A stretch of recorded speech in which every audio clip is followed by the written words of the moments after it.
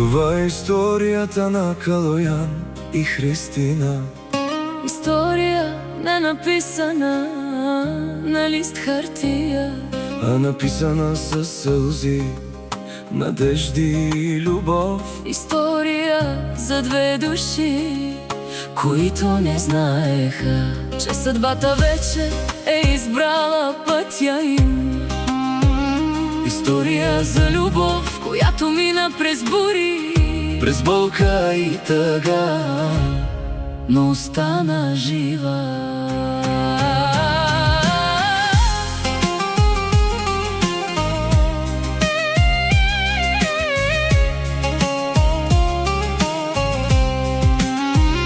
Понякога любовта идва без да почука, без да пита готов ли си за нея.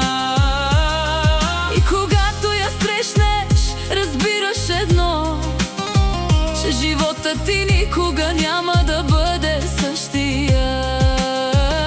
Една вечер във Фейсбук съдбата ни срещна, една игра на Бел тихо ни събра. Не знаех, че сред карти и усмивки случайни ще срещна очите на моята съдба. В началото бяха просто думи, едно здравей, едно как си и смях. Но всяка вечер чаках отново да те видя, защото нещо в мен вече живееше с теб. Не разбирах как става това, защо мисля за теб през нощта, защо сърцето ми биеше силно, щом видех името ти да светне тогава.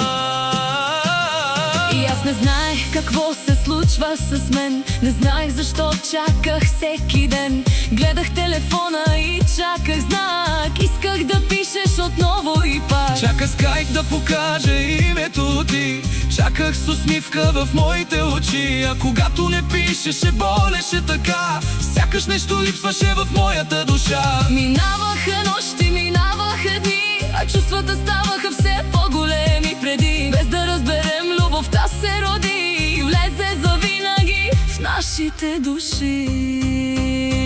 Ден след ден, месец след месец, любовта ни растеше със всеки момент. Ти беше моята сутрин, моят изгрев и моята нощ, моят спокоен пристан, моята сила и мощ. И никога не искахме да се разделяме, никога не искахме да си тръгваме. Защото когато обичаш истински човек, дори минута без него тежи като век. но живота не беше приказка лесна, не всяка любов минава без болка. Имаше хора, които искаха да ни разделят, които искаха мечтите ни да отнемат. имаше думи, които ни раняваха силно, имаше нощи със сълзи тихи, Имаше мигове, в които сърцето боли и душата се пита дали ще издържи. Но аз обещах никога да не те пусна, дори света срещу нас да се обърне. Защото в твоите очи открих дом, а в твоето сърце намерих живот. И аз държах ръката ти силно тогава, Защото любовта ни беше по-голяма. напукна хората и на болката тежка. Останахме двама с любов безкрайна. И мина време, минаха години, Дойдоха най-красивите ни дни, роди се Вани, нашият първороден син. и света ни стана по-красив отпреди. Когато за първи път го прегърнахме тогава, сълзи от щастие имаше в нашите очи двама. Защото разбрахме Какво е истинско чудо? да държиш любовта в ръцете си. После живота ни подари още една мечта. Едно малко ангелче в нашата съдба, Роди се Криси, принцесата на мама и тати, най-красивата усмивка в нашите дни. с малките ръчички и очички добри, Тя направи още по-светли нашите дни. и дома ни се напълни със смях и любов. Щастие, което идва от Бог. Това е историята на Калоян и Христина, История за любов, в която плака, история за любов, в която чака.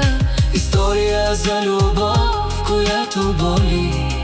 Но истинската любов не умира никога. Тя се бори, Тя прощава. тя остава. И когато двама души са създадени един за друг, дори целият свят не може да ги раздели. DJ